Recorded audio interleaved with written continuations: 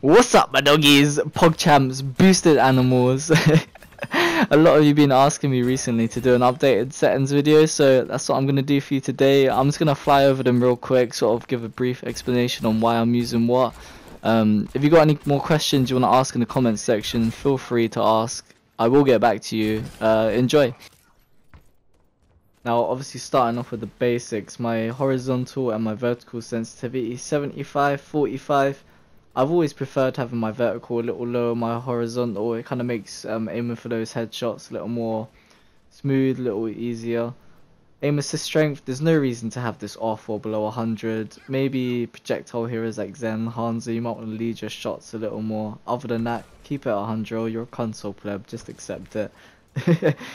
Aim assist window size, anything below 50 I felt comfortable with. You want it as low as you possibly can. It kind of makes less interference when you're switching between targets. Aim smoothing, again, 50 or 25 is what I like it. Makes your controller twitchy but not uncontrollable.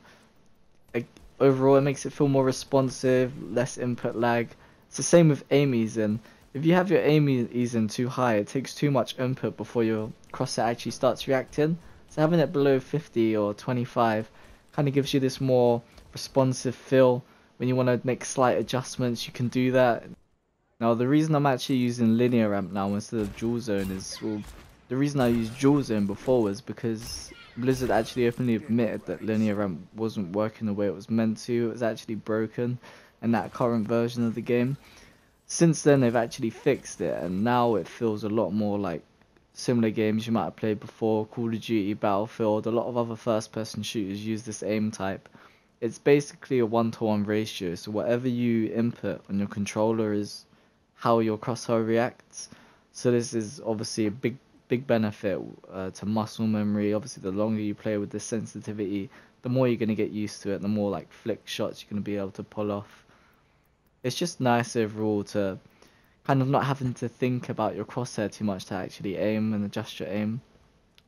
Obviously there you've just seen my crosshair. This really is just personal preference overall.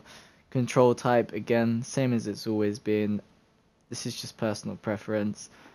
Tracer, my tracer buttons are slightly different. A lot of you will see in my videos my ultimate is actually on L2.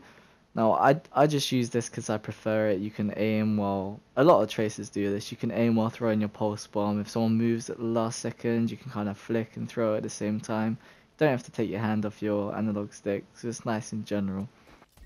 Now, as I said at the start of the video, if there's any more questions you have, anything I haven't really explained, well, feel free to ask away in the comment section. I will get back to you. Any control layouts, crosshairs, any tips, guides, anything, I don't mind, just ask me in the comment section. I will be posting a lot more now. I've started playing this game again, I'm getting back into it, so you got a lot of tracer videos coming your way. I've been one-tricking like mash it up, so I hope you enjoy and I'll see you a lot later.